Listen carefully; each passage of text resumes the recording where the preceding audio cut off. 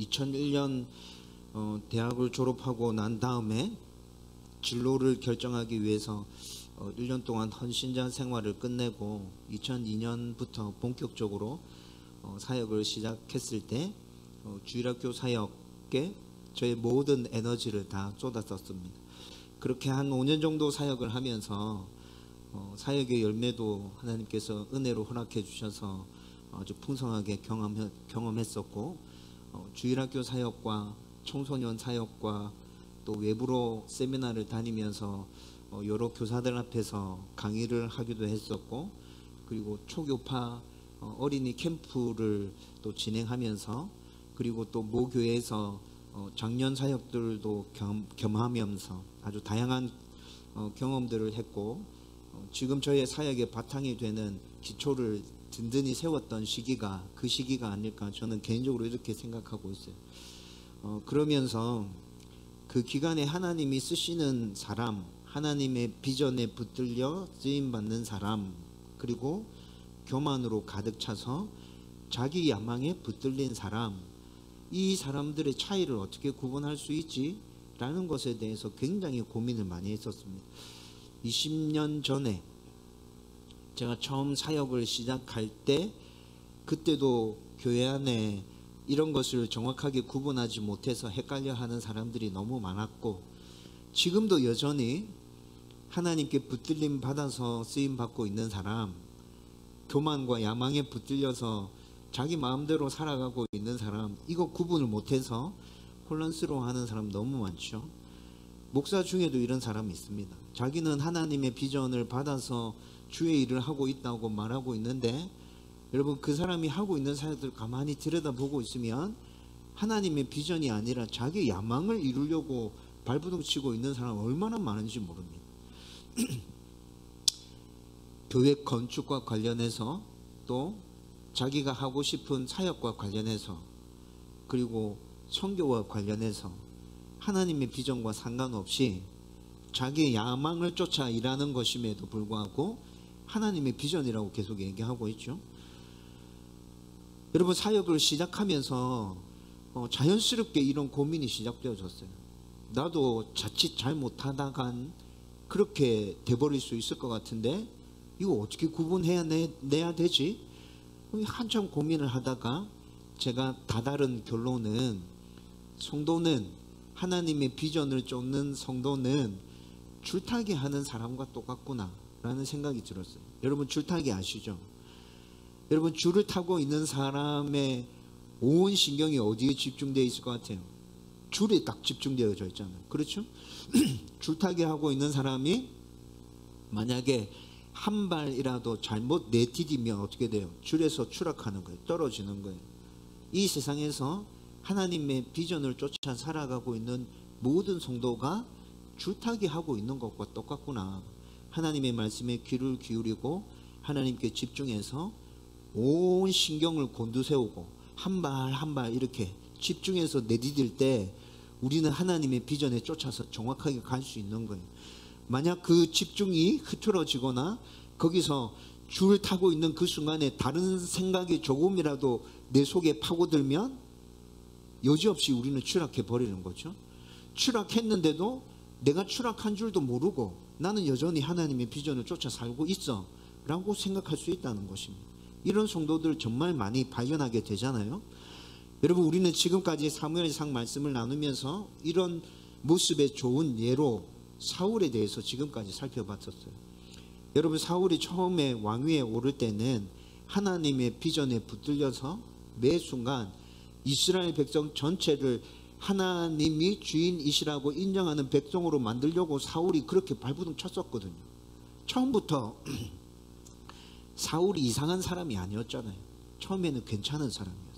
그런데 어느 순간부터 이 줄타기에서 발을 헛디뎌서 야망과 교만으로 추락해버렸어요. 그리고 하나님과 상관없이 자기가 주인인 나라를 세우기 위해서 온 신경을 거기다 곤두세우고 발버둥 치고 있는 모습들, 우리가 진짜 많이 살펴봤었습니다. 그런데 사울에게서 나타난 이런 모습은 사울만의 모습이 아니라 우리에게도 자주 나타나는 모습이기에 우리는 하나님이 쓰시는 사람, 그리고 교만으로 가득 차서 자신의 야망을 이루려고 하는 사람의 차이를 분명하게 알고 있어야 하고, 내가 어떤 모습으로 지금 살아가고 있는지에 대해서 계속 점검해 봐야 한다는 것입니다. 여러분, 오늘 우리가 읽은 본문 말씀은 다윗이 처음으로 이스라엘의 전쟁에서 전면에 나서는 장면을 우리가 오늘 본문 말씀으로 읽었어요.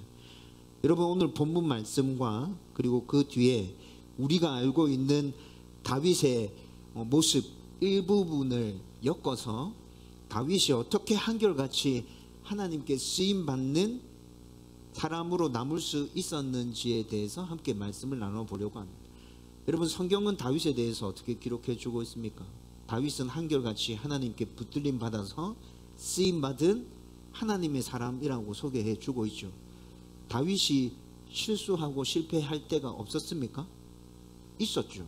있었음에도 불구하고 다윗은 한결같이 하나님께 붙들림 받은 사람이었어요. 성경이 그렇게 얘기해 주고 있어요. 다윗처럼 우리도 그렇게 살아갈 수 없을까? 다윗이 어떻게 그렇게 살았지? 오늘 이거에 대해서 한번 살펴보자는 것입니다. 여러분, 먼저 12절에서 15절 말씀을 보면 다윗이 어떤 사람이며 아버지는 누구이고 어디에서 살았고 형제는 어떻게 되고 그가 하는 일은 무엇이었는지 자세히 설명해 주고 있습니다. 그런데 다윗의 이런 가족사에 대한 소개는 이미 16장에서 사무엘에게 기름 부음 받을 때 쭉 다 소개되어졌던 것입니다. 여러분, 16장을 읽어보면 분명하게 다윗의 가족사에 대해서 구체적으로 딱 언급하면서 다윗의 아버지는 누구고 다윗의 형제는 어떠했고 이렇게 구체적으로 눈에 딱 띄게 설명하는 건 나타나지 않지만 오늘 본문에서 소개하고 있는 정도는 이미 16장에서 다 나타났어요.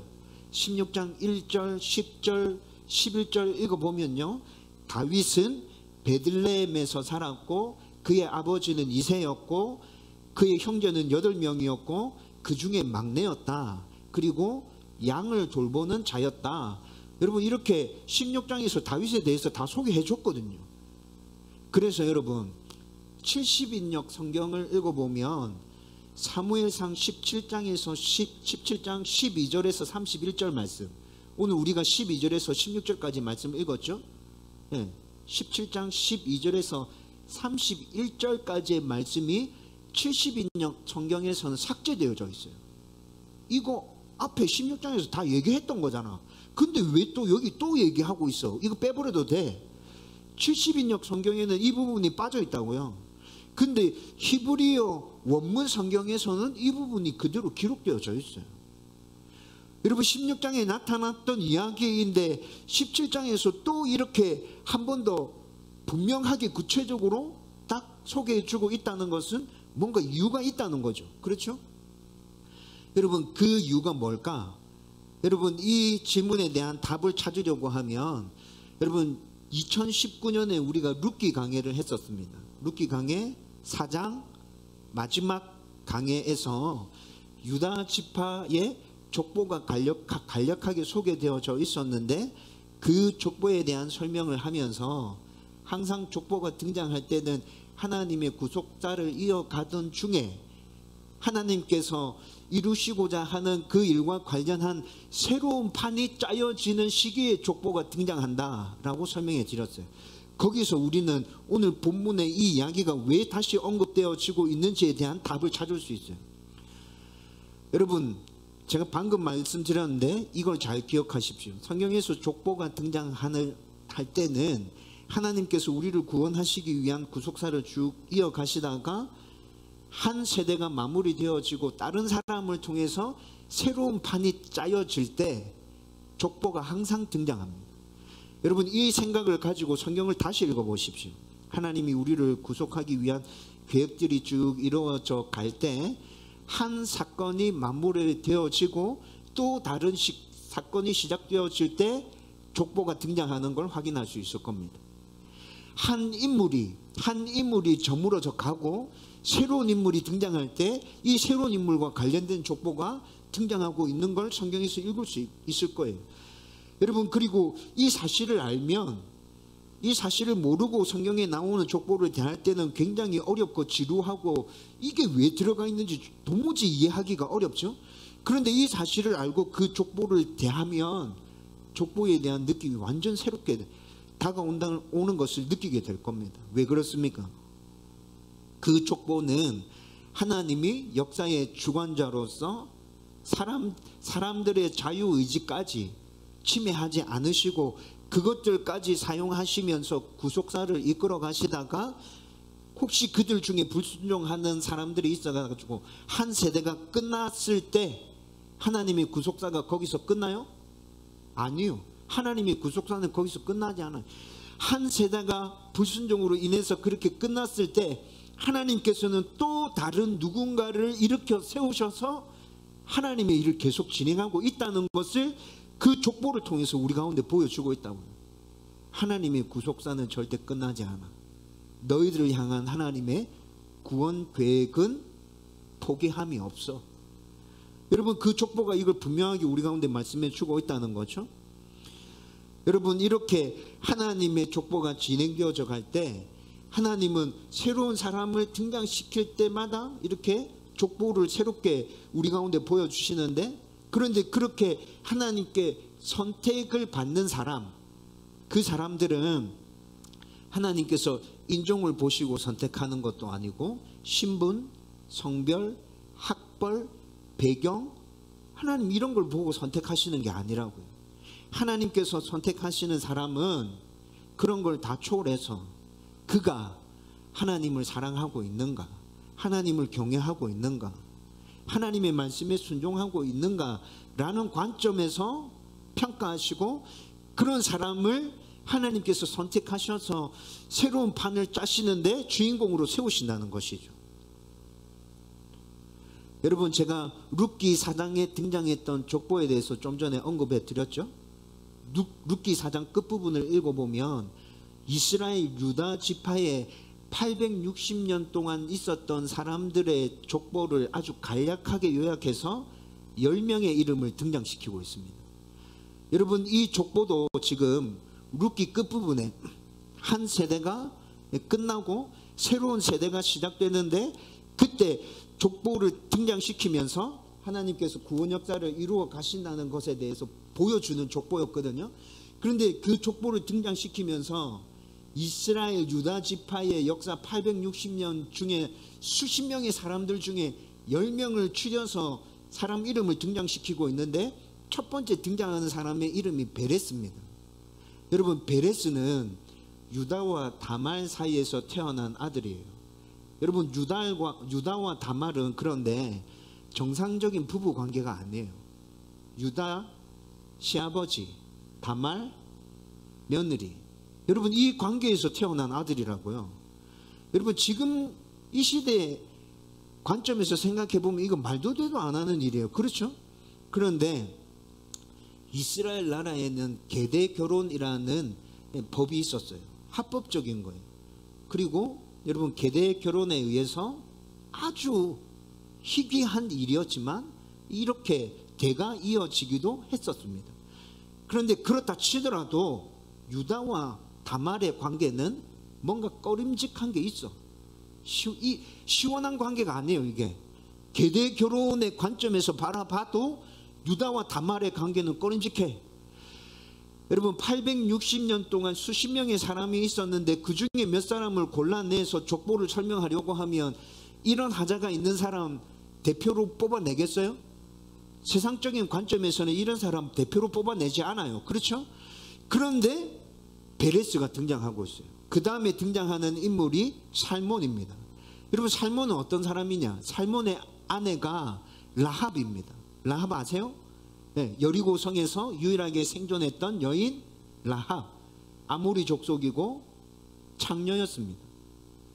여러분, 라합이 살아남아서 유다 지파의 살몬이라는 사람과 결혼했어요. 그런데 살몬의 이름이 또 유다 지파 족보에 등장하고 있네. 룻기서에서 소개해주는 그 10명의 이름 중에 한 명으로 등장하고 있어요. 여러분, 살몬도 뭔가 하자가 있잖아.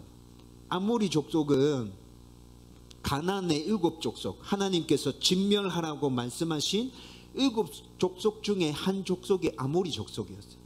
라합이 그 족속에 소속되어 있다는 거죠. 그리고 그녀의 직업은 창녀였어요. 이런 여인과 결혼한 살몬, 유다 지파 자손이 맞긴 하지만 세상적인 관점에서 봤을 때는 니도 대표가 될 수는 없다, 니도 하자가 있다, 니 빠져라, 이렇게 될 거잖아요. 근데 살몬이 등장하고 있어. 그 다음에 등장하는 사람은 보아스입니다. 여러분, 보아스의 마누라는 또 누구죠? 룻이죠. 룻은 모압 족속 이방인 여인입니다. 여러분, 모압 족속은 또 어떤 족속이죠? 성경에서 여호와의 총회에 영원히 들어오지 못한다. 여호와의 총회에 왜 들어오지 못합니까? 모압이 이스라엘 백성들을 굉장히 비열하게 괴롭혔어요. 그래서 하나님께서 모압 족속을 영원히 여호와의 총회에 들어오지 못한다 라고 선언했는데, 룻이 그 모압 족속의 여인이라는 거예요. 근데 보아스랑 룻이 결혼했어. 근데 그 룻기 등장하고 있는 그 10명의 족보 이름에 베레스, 살몬, 보아스, 세상적인 관점에서 봤을 때 이런 하자 있는 인물들이 대표로 예수님의 족보를 대표하는 사람으로 등장하고 있다고요. 여러분, 왜 이렇게 등장합니까? 어떤 관점이죠? 하나님께서 지금 세상적인 관점으로 그들을 보고 계신 겁니까? 아니요. 하나님의 관점으로 바라보시고 하나님을 경외하는 자, 하나님을 사랑하는 자, 내가 그들을 통해서 새로운 판을 짜서 너희를 구원하기 위한 구속사를 내가 이끌어 갈 거야 라는 메시지를 그 족보가 분명하게 보여주고 있다는 거죠. 여러분, 이런 관점에서 오늘 우리가 읽었던 본문 역시도 다윗과 관련된 족보가 아니었지만 그 족보의 개념으로 지금 하나님께서 다윗을 다시 소개시켜 주고 있는 거예요. 내가 얘기했던 것처럼 사울의 시대는 이제 끝났다. 사울의 시대는 이제 저물었고 다윗을 통해서 내가 새로운 판을 짜서 이를 통해서 내가 구속사를 이끌어 갈 거야. 내 계획을 실현시켜 갈 거야 라는 하나님의 강력한 의지가 오늘 우리가 읽었던 본문 말씀에 나타나는 것이라고. 여러분, 그런데 참 재밌는 것은 다윗이 이때 선택받아서 하나님의 사람으로 주인공으로 딱 등장했잖아요. 근데 다윗의 나이가 너무 어려. 다윗의 나이가 너무 어려. 그럼에도 불구하고 하나님께서 다윗을 선택하셨단 말이에요. 전면에 내세우셨어요. 여러분, 이런 맥락을 이해하고 오늘 본문을 들여다보면 오늘 본문 12절 어떻게 시작합니까? 다윗은 이라고 시작하고 있죠. 다윗이 지금 문장의 주어로 등장했습니다. 또 이 사건 전체, 앞으로 시작되는 이 사건 전체의 주인공으로 지금 다윗이 딱 등장했음을 보여주고 있는 거예요. 여러분, 이 말씀을 12절 말씀을 히브리어로 읽어봐도 히브리어 첫 문장에 다윗이라는 이름이 먼저 등장하고 있습니다. 다윗을 주인공으로 내세우고 있고, 그리고 앞으로 진행되는 모든 사건에 있어서 다윗이 중심이 되어서 하나님께서 이 모든 사건을 이끌어 가실 거야 라는 메시지가 12절 다윗은 이라는 이 문장에서 벌써 딱 선포되고 있는 거예요. 여러분, 히브리어는 참 재밌어요. 히브리어는 사람의 이름을 문장 앞에다 갖다 놓을 수도 있고 사람의 이름을 문장 끝에다 갖다 놓을 수도 있어요. 여러분, 이게 이렇게 갖다 놓고 이렇게 갖다 놔도 똑같은 의미가 전달이 되거든요. 그런데 문장 앞에 사람의 이름을 놓을 때는 그 사람을 강조할 때 문장 앞에 사람의 이름을 놓습니다. 12절 말씀이 지금 그렇게 진행되고 있다는 거죠. 여러분, 지난주에 우리가 17장 1절에서 11절까지 말씀 살펴봤죠. 골리앗이 등장해서 전쟁을 도두고 있었습니다. 여러분, 지난주에 살펴봤던 1절에서 11절까지 말씀 주인공은 누구였죠? 골리앗이었습니다. 골리앗이었는데 4절 말씀에 골리앗이라는 이름이 딱 한 번 등장합니다. 그리고 난 다음에 골리앗을 그 이후에는 뭐라 칭하죠? 골리앗 이름 부르지 않아요. 블레셋 사람 이렇게 칭합니다. 여러분, 이게 어떤 의도가 있냐면 그를 부각시키지 않겠다는 거예요. 지금 17장 1절에서 11절까지의 상황에서는 지금 골리앗이 주인공으로 등장한 게 맞는데 성경은 의도적으로 그를 주인공으로 부각시키지 않겠다는 것입니다. 그래서 그렇게 얘기했어요. 그런데 오늘 12절에서 다윗은 이렇게 시작했어요. 14절과 15절 보세요. 14절과 15절도 첫 문장의 시작이 다윗은 이렇게 시작하고 있어요. 다윗이 주인공임을 지금 분명히 탁 드러내주고 있다는 거죠.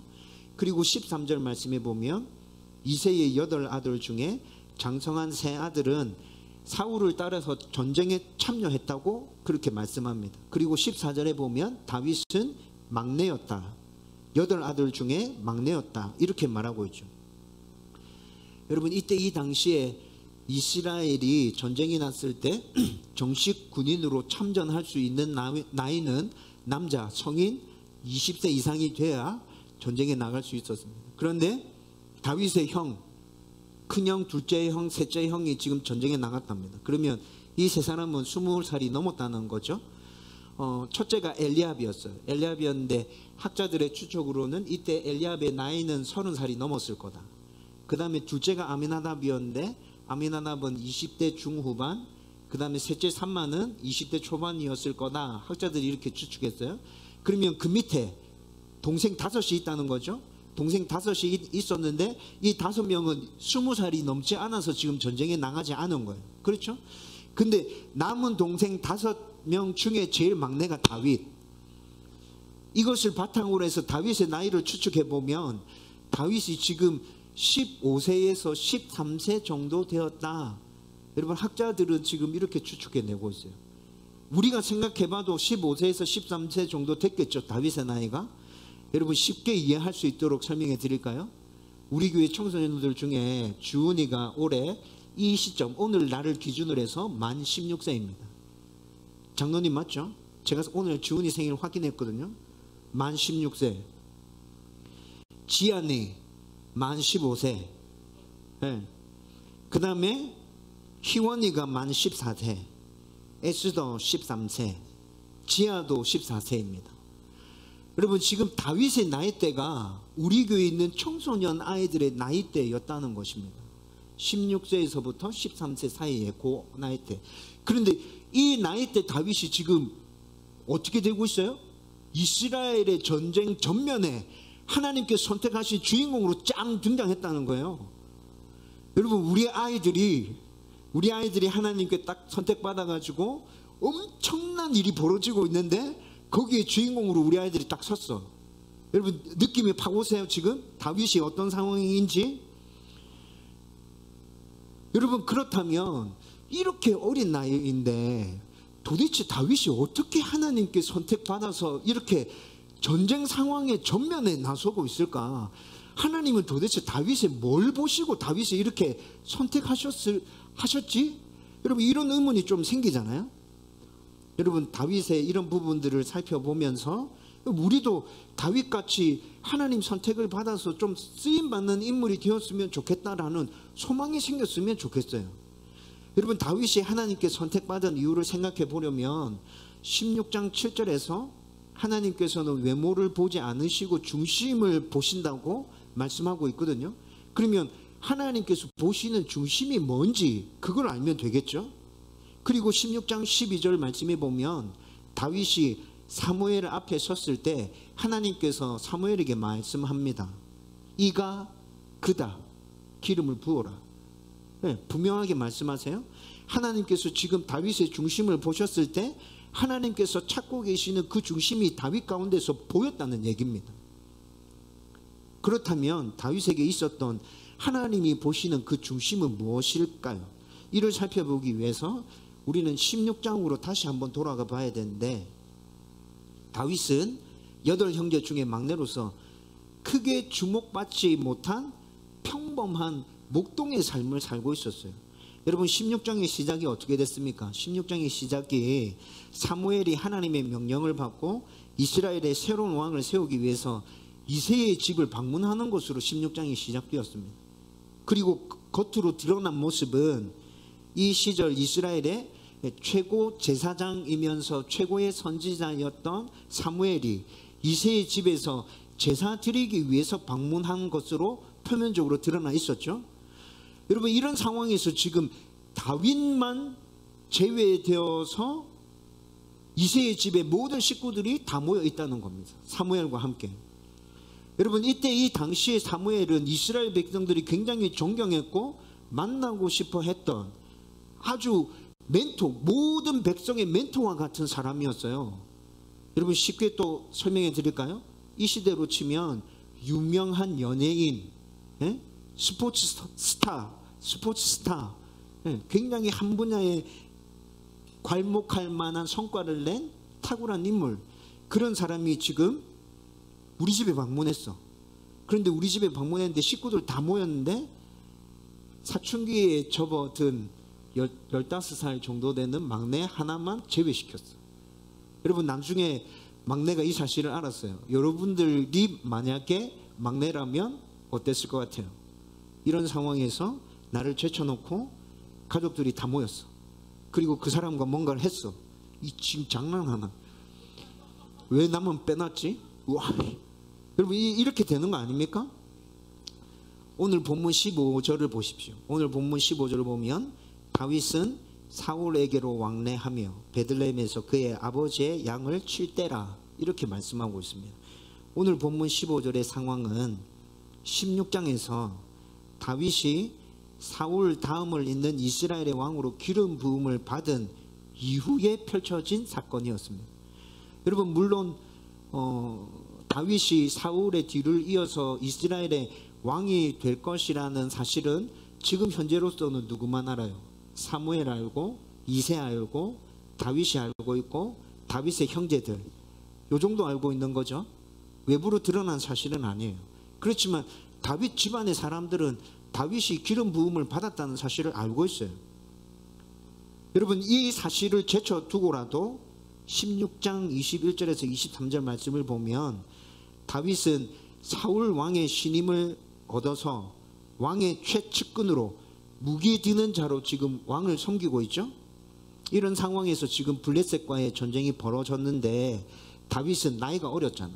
그래서 전쟁에 직접 출정하지는 못했고 왕궁과 집을 왔다 갔다 하면서 왕이 왕궁에 와 있으면 왕궁에서 일을 보고 왕이 전장터로 나가면 또 자기는 집으로 돌아가고 이렇게 하는 상황이었단 말이에요. 그런데 이렇게 하는 상황 중에서 집으로 돌아갔을 때 다윗이 뭘 하고 있어요?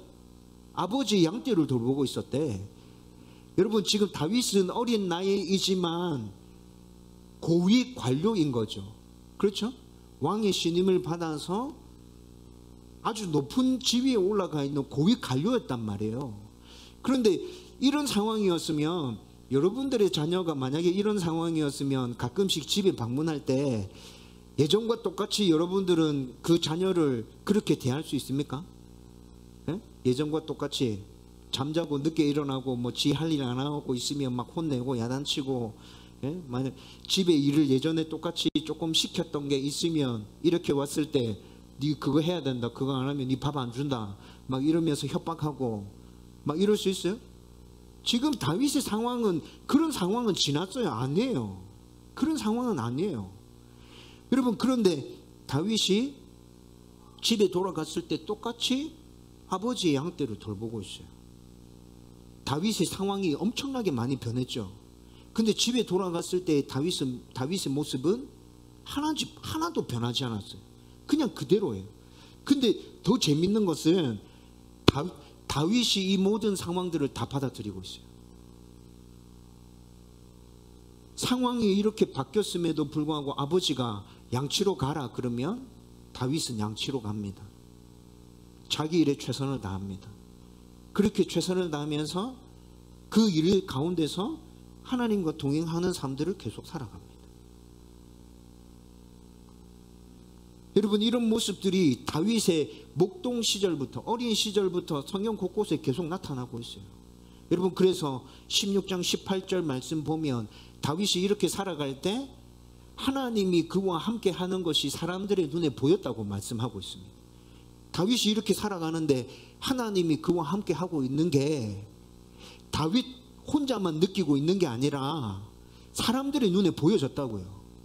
제 가운데 하나님이 함께 하고 있구나, 보여줬어요. 여러분, 23절에 가보면, 16장 23절에 가보면 이렇게 하나님이 함께 한 다윗이 사울에게 악한 영이 임해서 수금을 탈 때 사울에게 임한 그 악한 영이 떠나가는 모습이 나타나고 있죠. 여러분, 이게 무엇을 얘기해주고 있어요? 다윗 가운데 하나님이 함께하고 계신다, 이걸 또 보여주고 있는 것이잖아요. 그리고 또 오늘 본문 아니고 이건 뒤에 나오는 건데, 뒷부분에 있는 내용인데, 다윗이 목동 시절에 어떻게 지냈는지에 대해서 잠깐 보여주는 장면이 있어요. 17장 31절에서 49절 말씀을 읽어보면 다윗이 골리앗과 싸우기 위해서 사울을 설득하는 장면입니다. 그때 뭐라 얘기합니까? 내가 양을 돌보고 있을 때 사자와 곰이 양을 물어가면 하나님이 저와 함께 해주셔서 그것들의 수염을 잡고 양을 구해냈습니다. 그때처럼 하나님의 군대를 모욕하는 저 블레셋 사람들, 하나님이 저와 함께 해주셔서 저 사람들도 다 물리치게 해주실 겁니다. 여러분, 다윗이 지금, 어린 다윗이 사울 왕 앞에서 이렇게 얘기하고 있어요. 여러분, 사울 왕이 다윗의 이 이야기를 듣다가 다윗에게 설득당해서 그러면 나가봐라 해서 허락해 주죠. 그래서 진짜 전장에 나갑니다. 전장에 나가고 전장에 나서서 골리앗과 마주 섰을 때 17장 45절에서 47절 말씀 보면 우리가 굉장히 잘 알고 있는 말씀이에요. 골리앗과 딱 마주 섰을 때 골리앗 앞에서 쫄거나 주눅들거나 그런 기색 전혀 없습니다. 15살, 13살 정도 되는 이 소년이 골리앗 앞에 서서 뭐라 얘기합니까? 니는 창과 칼과 단창으로 내게 오지만 나는 만군의 여호와의 이름으로 내게 간다. 니 딱 서라. 오늘 내가 니 확실하게 짓밟아 줄게. 하나님 살아계신다는 거 내가 확실하게 보여줄게. 그리고 하나님이 만물의 주인이시라는 거. 전쟁은 칼과 창에 달려있는 것이 아니라 하나님 손에 달려있다는 거 내가 똑똑히 보여줄게. 여러분, 다윗이 골리앗 앞에 서서 이렇게 얘기하고 있어요. 15살에서 13살 정도 되는 소년이. 여러분, 다윗이 지금 양치다가 갑자기 튀어나와서 지금 이렇게 얘기하고 있다고요. 여러분, 다윗 가운데 이 배짱이 어디서 나온 거죠? 하나님이 나와 함께 하고 있다. 나 나가면 골리앗의 키가 지난주에 설명해 드렸을 때 3m 정도 되었다 그랬죠? 철저하게 갑옷으로 다 무장하고 있었잖아. 여러분, 이런 골리앗을 앞에 두고 이렇게 담대하게 선포할 수 있는 그 다윗의 배짱이 어디서 나오는 거예요? 하나님이 나와 함께 하고 있다는 이 흔들림 없는 확신이 어디서 나오는 거냐고요. 다윗이 어린 시절부터 늘 하나님과 동행하는 삶을 살았구나 라는 것이 이런 모습 가운데서 분명히 나타나고 있다는 거죠. 여러분, 우리도 하나님께 붙들려서 쓰임 받고 싶잖아요. 하나님의 비전에 붙들림 받고 하나님께서 확실히 우리를 딱 붙드셔서 계속해서 하나님께서 사용해 주심으로 인해서 하나님의 일들을 막 이루면서 이 땅에서 살아가고 싶다. 여러분, 성도라면 이런 생각들 한 번씩 다 해봤을 거예요. 이렇게 하려고 하면 하나님이 항상 나와 함께 계신다라는 이 믿음이 절대 흔들리면 안 되는데, 문제는 이 믿음이 너무 쉽게 잘 흔들린다는 거잖아. 그것 때문에 우리가 비전에 사로잡혀 있지 못하고 하나님께 끝까지 붙들려서 쓰임받지 못하고 중간에 주저앉고 나다빠지고 그런 일들이 발생하게 되잖아요. 근데 도대체 다윗은 어떻게 해서 이런 확신을 흔들림 없이 끝까지 붙들 수 있었지? 여러분, 다윗은 어릴 때부터 들판에서 양떼를 돌보면서 말씀과 기도로 항상 하나님과 교제하는 삶을 살았습니다. 여러분, 이유는 딴 데 있지 않습니다. 굉장히 간단하죠. 굉장히 많이 들어왔던 거죠. 그런데 키포인트는 여기에 있다고요. 다윗은 어릴 때부터 들판에서 양을 칠 때, 평범한 삶을 살 때 하나님의 말씀을 붙들고 있었어요. 하나님과 기도하고 있었다고요. 여러분, 성경에 보면 다윗이 어린 시절에 어떻게 하나님의 말씀을 교육받았는지 구체적으로 등장하는 곳이 없습니다. 그런데 우리가 유대인들의 믿음의 가정에서 하나님의 말씀과 관련된 교육이 어떻게 진행되는지 익히 잘 알고 있잖아요. 유대인들이 얼만큼 철저하게 어릴 때부터 하나님의 말씀을 교육시키는지, 쉐마를 비롯해서 탈무드에 이르기까지 그 율법들을 어떻게 가르치는지 우리 너무 잘 알고 있잖아요. 다윗도 어릴 때부터 이렇게 철저하게 하나님의 말씀으로 교육받았겠죠? 교육받았을 거예요. 여러분, 이것을 어디서 우리는 확증적으로 확신할 수 있죠? 이후에 다윗이 살아가는 모습을 봐봐요. 성경에 나타나는 다윗이 지은 여러 편의 시편에서 하나님의 말씀을 붙들고 있는 다윗의 모습이 보이잖아요. 여러분, 우리가 이 땅 가운데서 성경을 읽고 연구하고 그렇게 막 집중해서 성경을 파고 난 이후에도 다윗과 같이 하나님의 말씀을 자유롭게 인용하면서 하나님의 말씀을 가지고 그렇게 하나님을 찬양할 수 있을 것 같습니까? 시편에 보면 하나님의 말씀을 인용해서 찬양하는 거 굉장히 많이 나타나죠. 다윗이 얼만큼 말씀의 기초를 든든히 쌓아놓고 있는지, 어릴 때 얼마나 하나님의 말씀을 잘 교육받았는지, 시편에서 인용되어지고 있는 그 하나님의 말씀들을 보면 드러나잖아요. 여러분, 그것뿐만이 아니라 또 시편을 읽을 때 무엇을 할 수 있죠? 다윗은 기쁠 때든 슬플 때든 죄를 범했을 때든 대적에게 쫓길 때든 항상 뭐하고 있어요? 하나님과 대화하고 있어요. 하나님께 말하고 있어요. 힘들고 어려우면 그대로 하나님께 얘기해요. 여러분, 다윗이 심지어 어떻게까지 얘기하대요? 하나님, 저놈 좀 절단 내주세요. 하나님, 제 자녀들까지 하나님 좀 씨를 말려주세요. 여러분, 다윗이 이렇게 기도하는 시편 읽어보셨나요? 살벌하죠. 어떻게 다윗이 이렇게 기도하지? 여러분, 그런데 그게 다윗의 기도였어요. 자기 마음 안에 있는 솔직한 그 마음들을 숨김없이 하나님 앞에 그냥 아뢰고 있는 거예요.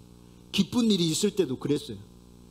죄를 범했을 때는 어때요? 죄를 범했을 때는 옷을 찢고 죄를 뒤집어 쓰면서 하나님 앞에 철저히 엎드려서 회개장. 하나님, 나에게서 주의 성신을 거두지 마옵소서. 하나님, 저를 한 번만 살려주십시오. 한 번만 살려주십시오. 여러분, 그런 모습들이 다윗의 시편 가운데서 계속 나타나고 있잖아요. 여러분, 말씀만 온전하게 붙들고 있으면 그게 제대로 된 신앙인이 맞습니까? 아니요. 말씀을 제대로 붙들고 있으면 기도가 같이 따라와야죠. 하나님과 대화하는 그 시간들이 같이 따라와야 온전한 신앙인이 되는 거잖아요. 여러분, 다윗이 이런 말씀과 기도를 철저하게 붙든 삶을 어릴 때부터 계속 살았기 때문에 15세 정도 되는 그 다윗 가운데서 하나님의 임재하심이 사람들 눈에 보이기 시작했고, 다윗이 수금을 탈 때 사울에게 임한 악한 영이 하나님의 강력한 임재 가운데서 떠나가는 역사가 있었던 것이죠. 여러분, 우리도 다윗과 같이 이렇게 말씀과 기도를 붙든 삶을 산다면 하나님의 비전에 붙들린 삶을 살아갈 수 있을 것입니다. 하나님께서 끝까지 붙들어서 사용하시는 하나님의 충성된 일꾼으로 우리도 그렇게 살아갈 수 있을 거라고요. 저와 여러분들이 다윗처럼 하나님의 말씀과 기도에 몸부림치면서 늘 하나님과 동행하고 하나님이 나와 함께 하신다는 그 확신에 한치의 흔들림도 없이 담대함으로 이 세상 가운데 나갈 수 있었으면 좋겠어요. 우리의 모습 가운데 그 모습이 있다면 하나님은 분명히 우리를 쓰실 겁니다. 내 마음에 합한 자다. 내가 네 중심을 봤다. 너는 내가 붙들어 쓸 것이다. 내가 끝까지 너와 함께 하면서 너를 통해서 내 나라를 이 땅 가운데 세울 거예요. 하나님께서 분명히 그렇게 말씀해 주실 거예요. 저와 여러분들이 이런 은혜를 덧입게 되기를 주님의 이름으로 축원드립니다. 여러분, 이제 말씀을 정리하려고 합니다. 여러분, 최근에 교회 일은 아니었습니다. 교회 일은 아니었는데 다른 일로 사람과 심히 마음이 상해서 그 사람과의 관계를 단절하려고 했던 적이 있었습니다. 최근의 일이었습니다. 그 사람에 대한 분노가 제 마음속에 막 너무 치밀어 올랐어요. 그 사람이 했던 말들, 그 사람이 저에게 보였던 행동들 도무지 용납할 수가 없었습니다. 아무리 이해하려고 해도 이해할 수가 없었어요. 성경적으로 봐도 맞지 않았어요. 세상적으로 봐도 맞지 않았어요. 마음이 너무 힘들었어요. 안 되겠다. 관계를 정리해야겠다. 그렇게 마음을 먹었어요. 그렇게 마음을 먹고 정리하기로 제 마음속에는 결정을 했는데, 그런데도 여전히 마음은 불편했어요. 이상하다. 그 사람 다시 안 보기로 결정했는데 다시 안 보기로 했으면 좀 마음이 편해져야 하는 거 아닌가? 근데 또 왜 이렇게 마음이 불안하고 계속 그렇지?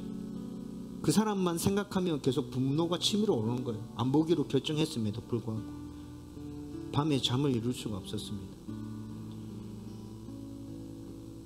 오래 이런 기간이 지속된 게 아니고 한 이틀 정도였어요. 그리고 밤에 잠이 오지 않아서 그 밤에 제 마음 가운데 있는 이야기들을 솔직하게 하나님께 아뢰면서, 하나님, 저는 그 사람이 그렇게 얘기했던 거 도무지 용서할 수가 없습니다. 계속 기억납니다. 그 사람이 했던 그 행동들 가슴에 남습니다. 하나님, 저는 그 사람 진짜 싫어요. 하나님, 진짜 싫어요. 다시 안 만나고 싶어요. 이렇게 기도했어요. 하나님, 모든 상황들을 다스려 주시고 통치해 주십시오. 밤에 계속 했던 기도예요. 그리고 그 다음날 교회 나와서 아침에 기도하는데 하나님이 저에게 그 사람을 품으라 말씀하셨어요. 품으라는 거예요. 나는 못 품겠는데, 그래서 관계를 정리하려고 했는데 하나님 품으라 말씀하시는 거예요. 아침에 한참 고민하다가 하나님 품으라고 하시니까 그러면 품을게요. 하나님 품겠습니다. 그렇게 기도를 바꿔서 하기 시작했습니다. 그런데 그 순간에 하나님께서 저에게 평안을 허락해 주셨어요. 진짜 마음이 평안했어요.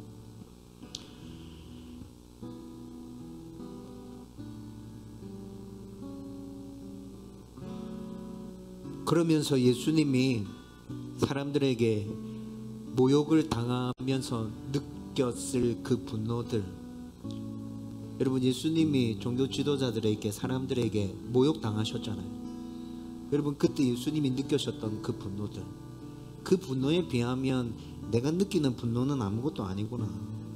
예수님께서 그 분노까지 참고 다 그들을 품어내셨다면, 그리고 그분이 나에게 품으라고 말씀하신다면 나도 품어야 되겠구나. 여러분이 이렇게 결론을 내리게 되었다. 오늘 이 설교를 준비하면서 말씀과 기도를 붙들고 하나님과 동행하는 삶, 일상의 삶에서 평범한 삶을 사는 중에도 하나님이 함께하는 삶, 그래서 하나님께 붙들려서 쓰임받는 삶은 이렇게 하나님의 말씀을 평상시에도 순종하면서 기도로 하나님과 늘 대화하는 것이라는 걸 여러분, 이 사건을 통해서 다시 깨닫게 된 거죠. 이렇게 하는 게 하나님과 동행하는 삶이구나. 하나님께 순종하는 삶이구나. 내가 이렇게 하면 하나님께서 나를 사용하셔서 그 사람을 바꾸시겠구나. 그 사람 주위에 이렇게 순종함으로 기도하는 사람들을 통해서 그 한 사람을 온전한 하나님의 사람으로 세우시겠구나. 여러분, 제 안에 이런 확신이 생겨나더라고요. 저와 여러분들이 이런 모습으로 살아가고 있다면 하나님께서 우리도 똑같이 다윗과 똑같이 사용해 주실 거예요. 그렇게 쓰임받는 하나님의 사람들 될 수 있었으면 좋겠어요. 특별한 곳에서 뭔가를 찾으려고 하지 마세요. 평상시에 나의 일에 최선을 다하면서 늘 말씀과 기도를 붙들고 몸부림치는 삶을 살아야겠다. 하나님이 나와 함께하고 있다는 것 매일의 삶 가운데서 느끼며 살아야겠다. 그러면 하나님께서 나도 써주실 거다. 저와 여러분들 가운데 이 확신이 생겨나기를 주님의 이름으로 축원드립니다.